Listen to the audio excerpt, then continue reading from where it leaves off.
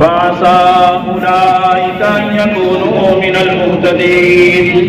أجعلتم سقاية الحاج وعمارة المسجد الحرام كمن آمن بالله واليوم الآخر وجاهد في سبيل الله لا يستوون عند الله والله لا يهدي القوم الظالمين.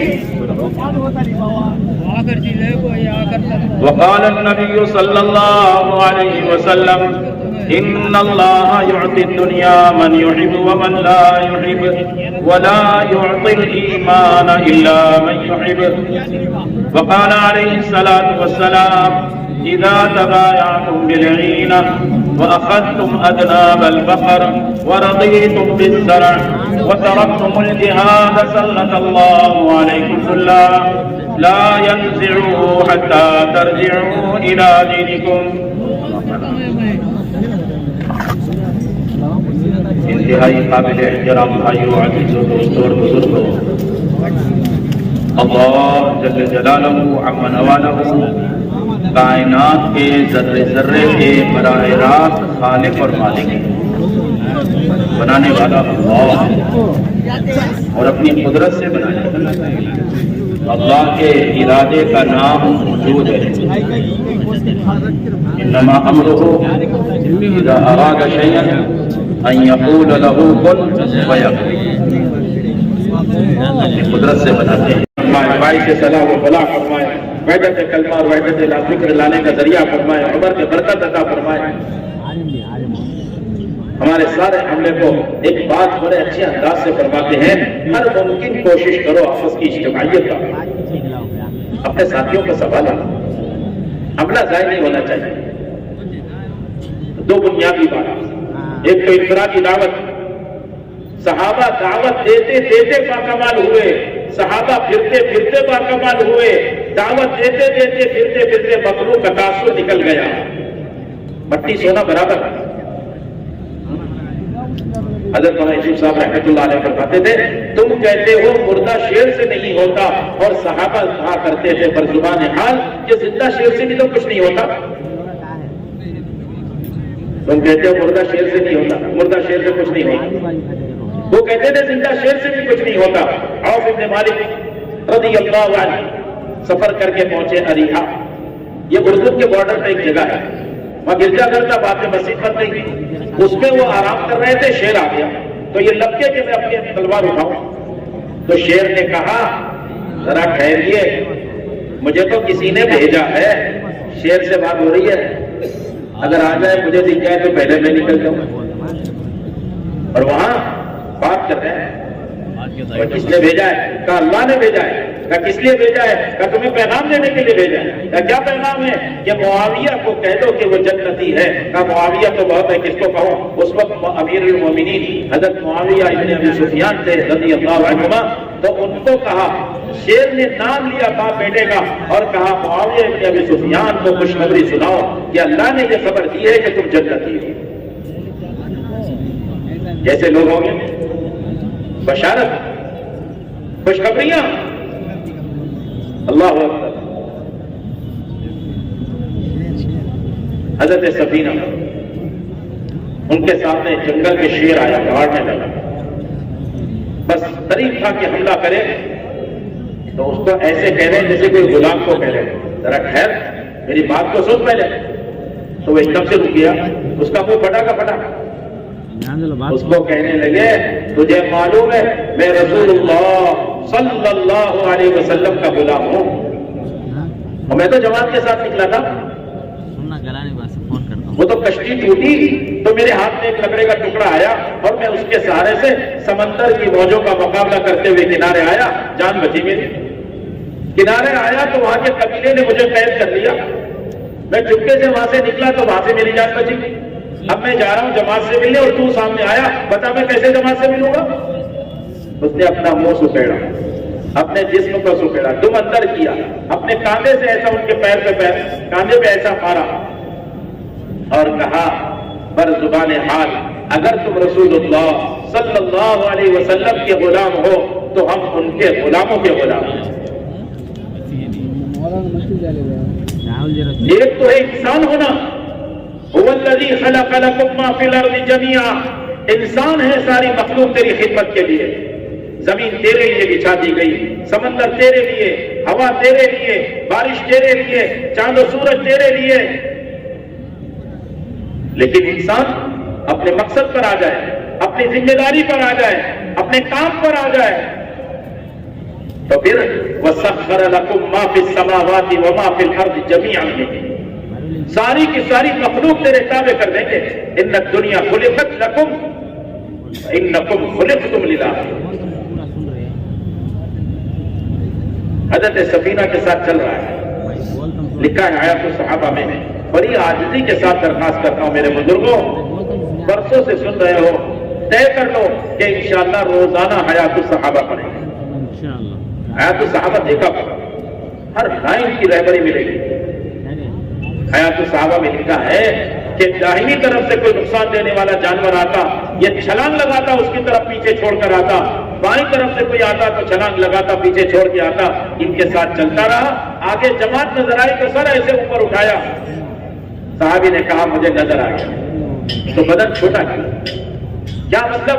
اب اپنے غلام کو اجازت دے دو، آپ اپنے کام کی طرف، میں اپنے کام کی طرف۔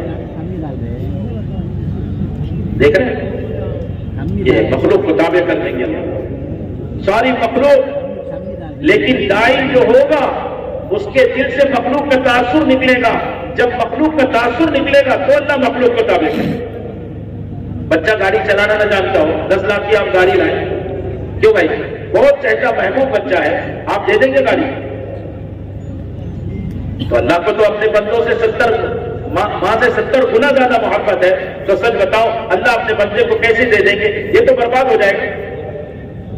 اور صحابہ نے سیکھ لیا تو حوالے کر دیا، چوہا لا کر 17 اشرفیاں دے رہا ہے، سچ بتاؤ ہمارے گھر کے اندر اشرفیاں ہو تو چوہا لے کر جائے گا یا آگے بڑھا دے گا؟ ہمارے تو چوہے لے جائیں اور وہاں چوہا لا کے دے۔ آپ نے صرف ایک سوال کیا، آپ نے انگلی یا ہاتھ کو نہیں بل میں ڈالا تھا، کہا نہیں، کہا اللہ کے خزانے سے وہ چوہا اور وہ بل وہ اللہ کے خزانے کا راستہ تھا، اور یہ برکت کی روزی تمہارے لیے۔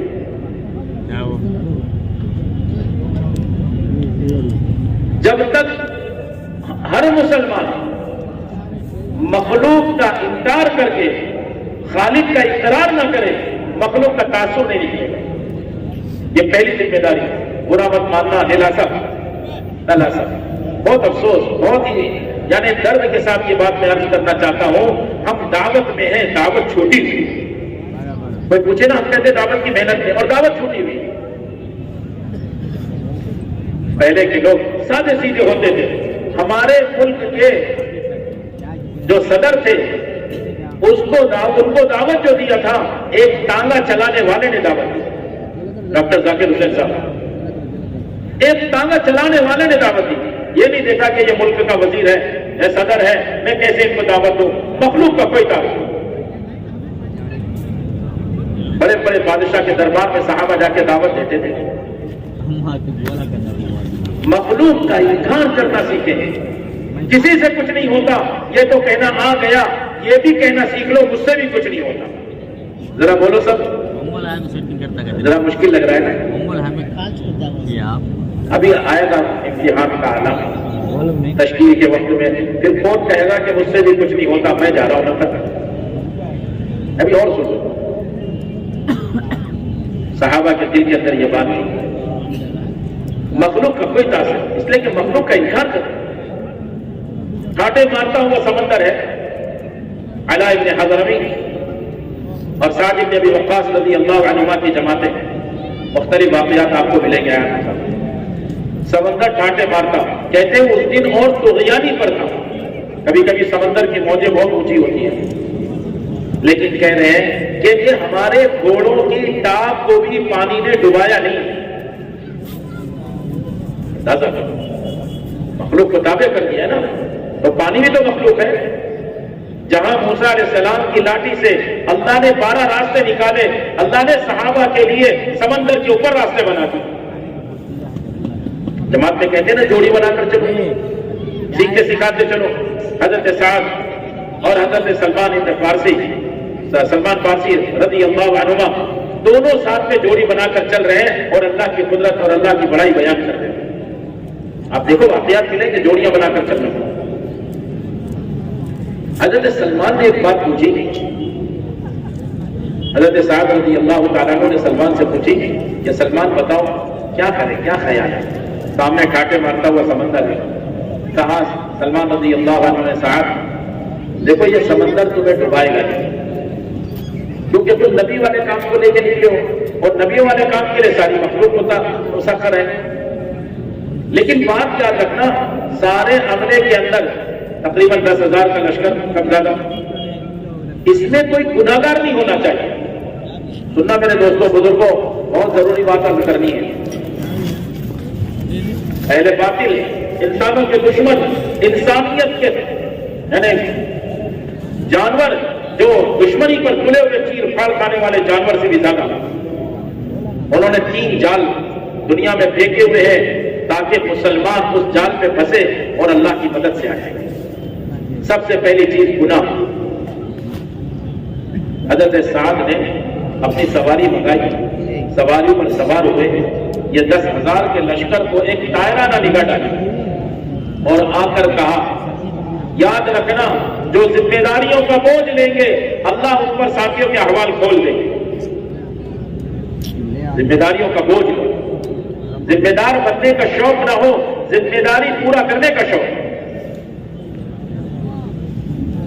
حضرت صاحب نے آ کر کہا رضی اللہ عنہ, سلمان رضی اللہ عنہ, اللہ کا شکر ہے میرے 10,000 کے لشکر میں ایک آدمی بھی گناہگار نہیں. خالی زبانی نہیں کہنا تھا, یہ سامنے سمندر بھی ہے, ابھی پتا چل جائے گا. تو کہا پھر ڈالو سمندر میں, یہ سمندر نہیں ڈوبا ہے, یہ لشکر چل رہا ہے. سمندر کے اوپر 2 واقعے ہوئے. ایک صاحب کی لگام جو گھوڑے کی تھی وہ ہاتھ سے چھوٹی اور وہ تیزی سے, گھوڑے بھی بڑے مست ہو کر چل رہے تھے, یہ پیچھے گرے. تو جو جوڑی دار تھا انہوں نے فوراً گھوڑے کی لگام ان کی طرف پھینکا, انہوں نے اس کو پکڑ لیا اور وہ اوپر تیرتے ہوئے کنارے تک آ گئے. دوسرا واقعہ ہوا, ایک صاحب کے پاس پیالہ تھا پانی کا, اس کے 2 رسی کچھ کچی ہوگی, اللہ کے حکم وہ سمندر میں گر گیا. تو پڑوسی جوڑی دار نے تسلی کی, میں دیکھو بتا رہا ہوں جوڑیاں بنا کے چلتے ہیں, انہوں نے تسلی دی تقدیر کا تیر تیرے پیالے کو لے گیا, جتنے دن مقدر میں تھا. لیکن مسلمان کا گمان اللہ کے ساتھ بھی اچھا ہو اور اللہ کے بندوں کے ساتھ بھی. نیت کرو ہم اپنے دلوں کو صاف کریں. اللہ اکبر, کیا دیکھ رہا ہے گمان کی طاقت, کیا طاقت تھی.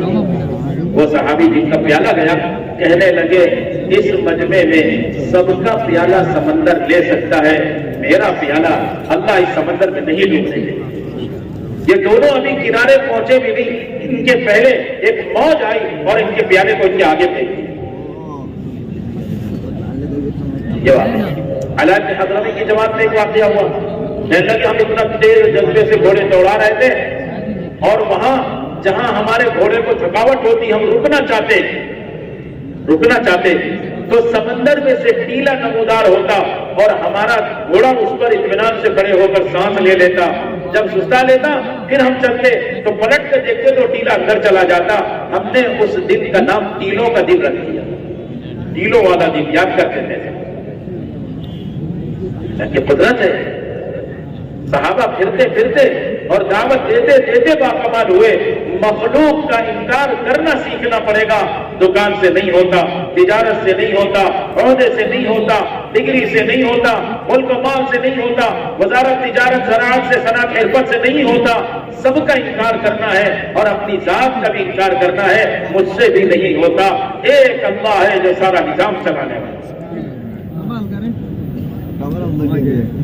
اللہ سے ہوتا ہے, اللہ ہی سے ہوتا ہے, اللہ ہی کرتے ہیں. اتفاق سے ہو گیا اور یوں ہو گیا اور میں نے یوں کیا تو یوں ہو گیا. ایک صحابی فرماتے تھے کوئی یوں کہے کہ یوں کرنے سے یوں ہو گیا, اس سے اچھا تھا کہ آپ کا انگارہ اپنی زبان پر رکھ لیتا یہ کہنے سے کہ یہ کہنا تو بہت زیادہ اس سے بھی سخت ہے. اب سوچو زبان پر تکلیف کتنی ہوگی انگارہ رکھنے کی, اس سے زیادہ سخت کام تو نہیں کرتے. میرے دوستوں اور بزرگوں, دعوت میں سب سے پہلے مخلوق کا انکار کرنا سیکھیں، روزانہ کا کام ہے۔ ہمارے حضرت فرماتے ہیں اگر آپ نے 8 گھنٹہ مخلوق کو دیا ہے، پڑھنے گئے کالج یونیورسٹی میں، آفس میں گئے، جاب پر گئے، تجارت پر گئے، کھیتی باڑی گئے، نوکری ہے، جس شعبے میں ہے، آپ نے جتنے گھنٹے ان شعبوں کو دیا ہے کم سے کم اتنے گھنٹے مسجد کو دے دو، جتنا میل کچیل جہاں لگا ہے وہ دلوں کو صاف کر دو۔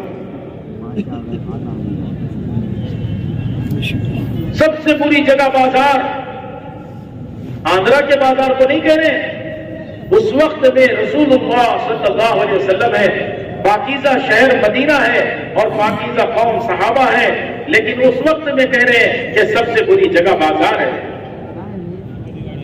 اور سب سے بہترین جگہ مسجدیں ہیں۔ احق البلاد مساجد، احق البلاد الی اللہ سبحانہ وتعالی مساجد، سب سے زیادہ محبوب جگہ مسجدیں ہیں۔ شیطان بازار میں انڈے دیتا ہے، وہاں رہنے سے نافرمانی کا جذبہ پیدا ہو جاتا ہے، عادت، ہیبٹ ہو جاتی ہے، عادی ہو جاتا ہے گناہوں کا۔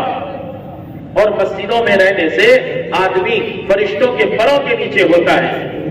انڈا بے جان اگر مرغی کے پر کے اندر رہتا ہے، جاندار چوزا تیار ہو جاتا ہے، ایسی طاقت پیدا ہوتی ہے، چھلکا توڑ کے باہر آتا ہے۔ تو فرشتوں کے پروں کے نیچے رہنے سے کیسے ایمان بنے گا اور کیسی طاقت بنے گی اور کیسے دل کا باطل باہر نکلے گا۔ اللہ تعالیٰ کو سب سے زیادہ پسند وہ لوگ ہیں جو مسجدوں کو وقت دیتے ہیں۔ ہر مسلمان سے مسجد کے لیے فارغ وقت مانگو، مسجد کے ماحول میں لا کر بات کرو۔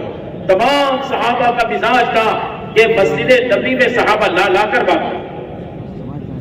آپ تیسری جلد کے شروع کے 100-150 صفحے اٹھا کے دیکھو، اس میں ایمان، مسجدیں کیوں بنائی جاتی تھی، مسجدوں میں کیا کرتے تھے، نماز مسجدوں میں کیسی، علم کے کیسے حلقے، ذکر کے کیسے حلقے، آنے والے مہمانوں کا اکرام۔ طائف کے لوگ جنہوں نے ستایا، آپ نے کہا ان کو مسجد میں رکھو لیکون ارق قلوبہم، ان کے مسجد میں رہنے سے ان کے دل نرم پڑ جائیں۔ مسجدوں کو مسلمان اپنا وقت دے۔ اللہ جزائے خیر دے حضرت مولانا علی میاں صاحب ندوی رحمۃ اللہ علیہ کے ان کے قبر کو نور سے منور فرمائے، بڑی عجیب بات فرمائی، فرمایا مساجد کو مسلمانوں کی زندگی کا مرکز بناؤ۔ سننا بات کو جانا، مساجد کو مسلمانوں کی زندگی کا مرکز بناؤ، اس لیے کہ اہل باطل کا جب انقلاب آئے گا اور ان کے قدم اٹھیں گے تو اللہ قیامت قائم کر دیں گے، تب جا کے مسجد کی طرف ان کا رخ پڑے گا، تب ان کو سمجھ میں آئے گا۔ اس سے پہلے اللہ تعالیٰ ان کو دور رکھیں گے۔ مسلمان کی حفاظت کی جگہ مسجد ہے، فتنوں کا دور ہے، اگر 3 چیز پر اپنے آپ کو جمع لیا اللہ تمام فتنوں سے بچائے گی۔ اجتماعیت کے ساتھ، جماعت کے ساتھ چپتے رہو، مسجد کو لازم پکڑو اور سادہ رہو، مسجد کو لازم پکڑو۔ مسجد سے صحابہ کا مزاج کو دیکھو، جس کو جو عادت آئی مسجد کی طرف، آج مسلمان کا رخ مسجد کی طرف نہیں آئے گا تو سچ بتاؤ پھر ہم کہاں جائیں؟ ہر مسلمان کو خوشامد کر کے مسجد کے ماحول میں لاؤ۔ ایک بات سیکھنے سکھانے کی نیت سے مسجد میں تعلیم ہوتی ہے، اس نیت سے آ جائے، اللہ اس نیت پر مسجد میں آنے والے کو ایسے حاجی کا ثواب دیتے ہیں جس کا حج تام ہو، یعنی مکمل حج۔ آپ سوچو گے، جس کو مسجد آتا جاتا دیکھو، اس کے ایماندار ہونے کی گواہی ہے۔ مسجد میں لا کر عملے کو سمجھاؤ، ہاں کہ دیکھو یہ مخلوق کا تاثر نہیں لینا، سب مخلوق ہے، سب محتاج ہے، اصل ایک اللہ ہے جو سارے جہاں کا مالک ہے، خالق ہے، سارا نظام چلانے والا ہے۔ اللہ کی بڑائی، وحدانیت۔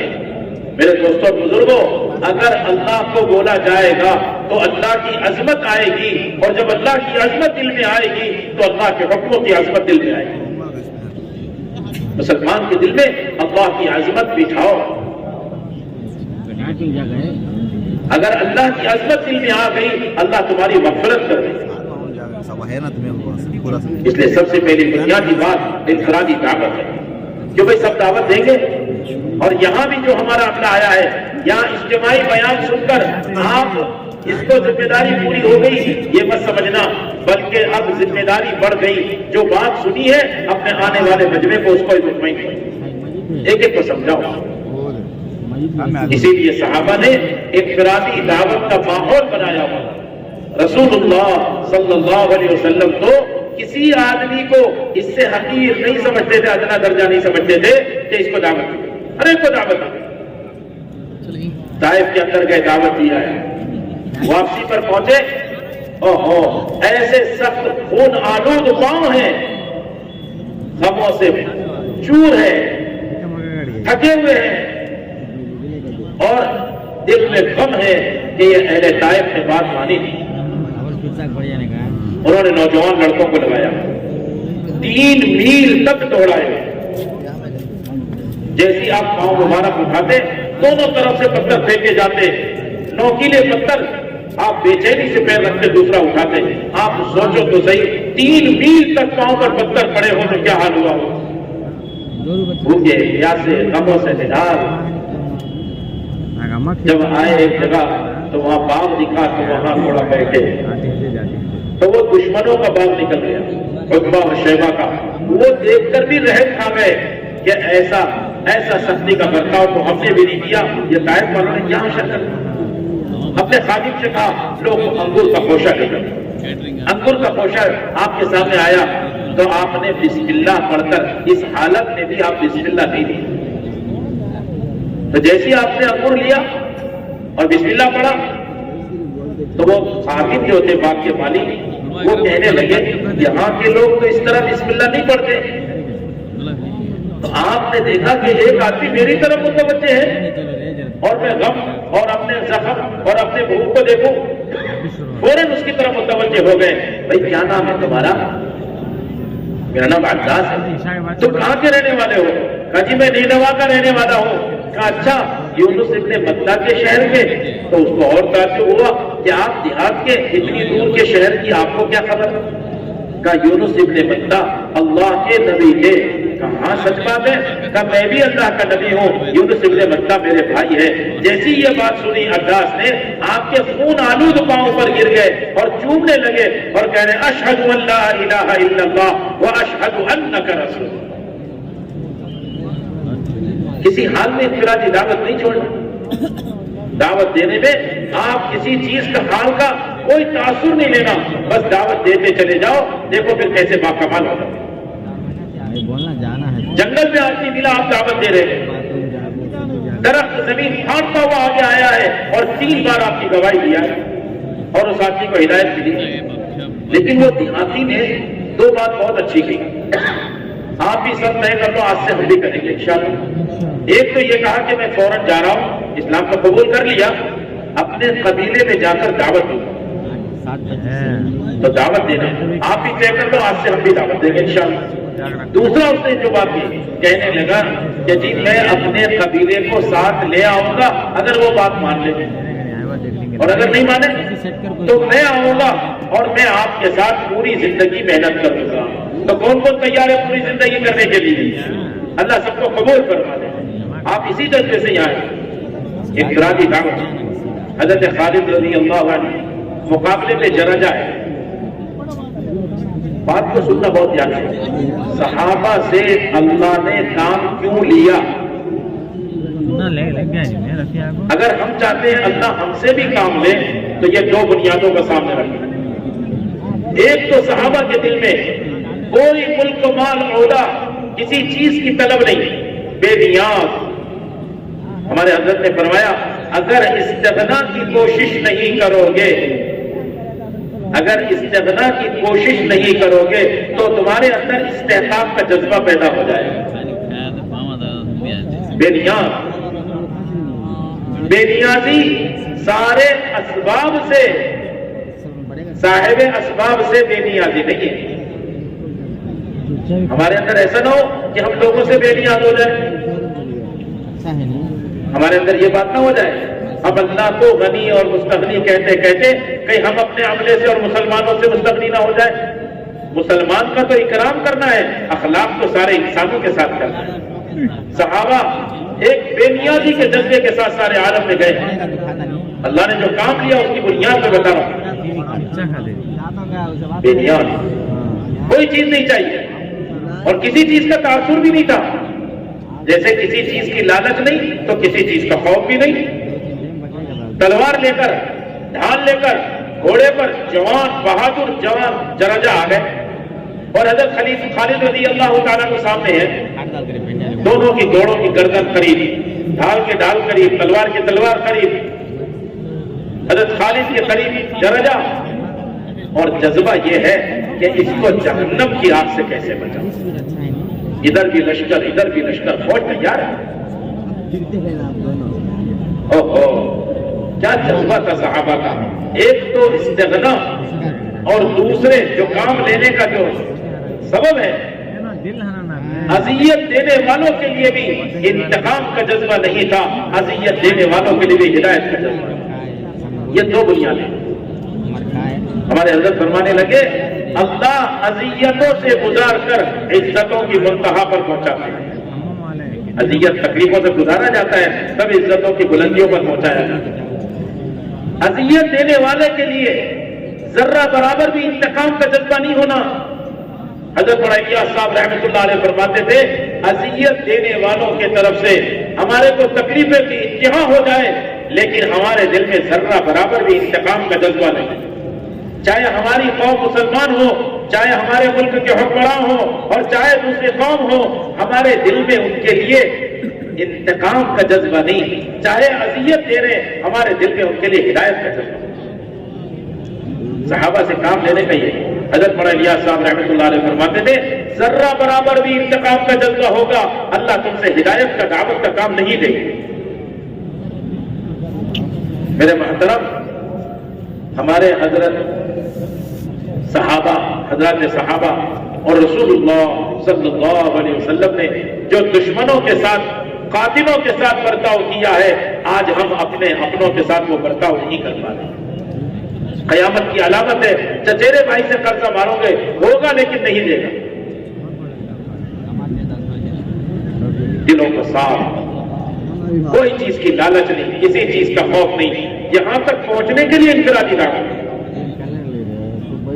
صحابہ پہنچتے تھے اور دعوت دیتے. دل میں جذبہ تھا کہ یہ آئے تو تکلیف دینے اور ہم ان کو جو ہے جہنم کی آگ سے بچائیں. اب بات اس سے کر رہے ہیں بھائی ہم تم سے جنگ کرنے تھوڑی آئے. تو سچ بتاؤ گھوڑے پہ سوار، تلوار، ڈھال، فوج، اس کو کیا کہیں گے؟ جنگ نہیں کرنا ہے. لیکن جذبہ کیسا پاک، چاہے شکل ایسی تو وہ بڑے تعجب سے جراجا، تو بڑے کمانڈر، سپہ سالار، کیا بات ہے کیسے کہہ رہے ہو آپ جنگ کرنے نہیں آئے؟ کہ جی ہم تو آپ کو جہنم کی آگ سے بچانا چاہتے ہیں جو بڑی دردناک ہے. کہ وہ کیا ہوتی ہے؟ کہ اگر تم اسی طرح بے ایمانی کی حالت میں رہے اور موت آ گئی تو پھر اٹھا کر جہنم میں پھینکے جاؤ گے، ہمیشہ جلو گے. ہمیں درد ہے کہ وہ جہنم کی آگ سے تم. اللہ ہمیں صحابہ والا جذبہ نصیب فرمائے. ہم تو بھول گئے اپنے سبق کو، اپنے مقصد کو. تو اس نے کہا کیا کرنا ہوگا؟ کہ کچھ نہیں، میرے خیمے میں چلو، ابھی بات ہو جائے گی. اتنا آسان ہے؟ کہاں؟ چلتے چلتے نماز سکھا دی، پاکی سکھا دیا.